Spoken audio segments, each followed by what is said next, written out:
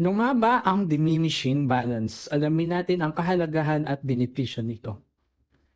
Ang diminishing balance o tinatawag din na declining balance ay isang paraan ng pagkuha ng interes sa utang sa bangko, kung saan ang interes ay kinakaltas base sa natitirang balanse ng utang. Sa bawat bayad ng borrower, bumababa ang natitirang utang. Sa pamamagitan ng diminishing balance, ang 7.5% na interest rate bawat taon o 0.625% kada buwan ay nai-apply sa natitirang balanse ng utang. Halimbawa, sa unang buwan ng 30,000 pesos na utang, ang 0.625% na interest na 187.50 ay dinadagdag sa principal na 2,415.22 na bumubuo sa buwan ng hulog na 2,602.72. Dahil dito, ang principal na 2,415.22 ay ibabawas sa 30,000 or bagong balanse ng utang na 27,584.78. Sa susunod na buwan, ang buwan na interes na 0.625% ay imumultiply sa bagong balanse na 27,584.78 at ganun din sa mga susunod na buwan hanggang matapos ang loan term. Kapag walang interes at ang binabayad lamang ay ang principal, ito ay tila isang uri ng installment o installment plan kung saan ang borrower ay nagbabayad lamang ng original na hiniram na halaga ng pera at walang karagdagang bayad na tinutubo tulad ng bangko. Ito ay katulad ng pagpapahiram sa kaibigan kung saan ang pangunahing layunin ay mabayaran lang ang orihinal na halaga ng hiniram. Kapag tiningnan mo ang schedule ng payment o amortization payment, mapapansin mo na ang kabuang prinsipal ay tumataas panglipas ng panahon habang binabayaran mo ang iyong utang.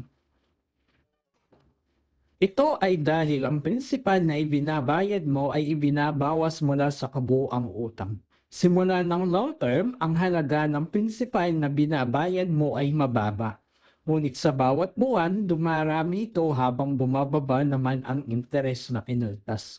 Halimbawa, sa iyong inutang na 30,000, ito ay katumbas ng kabuuang prinsipal na iyong inutang sa loob ng isang taong termino. Sa makatuwid, ang amortization ay binubuo ng principal at interest. Paano gumagana ang diminishing balance sa isang loan? Sa diminishing balance, ang interest ay kinakalkula batay sa natitirang balanse ng utang. Kaya't bumababa ito habang binabayaran ang utang. Ano ang pagkakaiba ng buwanang bayad sa principal at interest sa diminishing balance? Ang buwanang bayad ay binubuo ng principal at interest. At sa bawat bayad, mas malaking bahagi ay napupunta sa principal, habang bumababa naman ang interest. Paano ko malalaman ang natitirang utang ko sa bawat buwan? Maaari mo makita sa amortization schedule o table kung paano bumababa ang natitirang utang sa bawat buwan. Ano ang mangyayari kung hindi ko maabot ang buwan ng bayad sa loob ng term ng loan? Maaaring magkaroon ng penalty fee at maaaring maapektuhan ang iyong credit score. Mahalaga ang pakikipag-usap sa bangko kung may problema sa pagbabayad.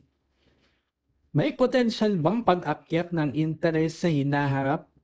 Depende sa loan agreement. Ngunit karamihan ng mga diminishing balance loan, mas bumababa ang kabuuang interes habang binabayaran ang utang.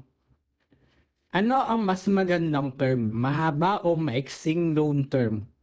Mas maganda ang maiksing loan term sa kadahilan ng mas maliit na interes ang makakaltas ng bangko kumpara sa mahabang termino. Subalit ito ay nakasalalay pa rin sa kakayanan at pangangailangan ng borrower. Salamat sa panonood. Sana ay nakatulong ito sa inyo.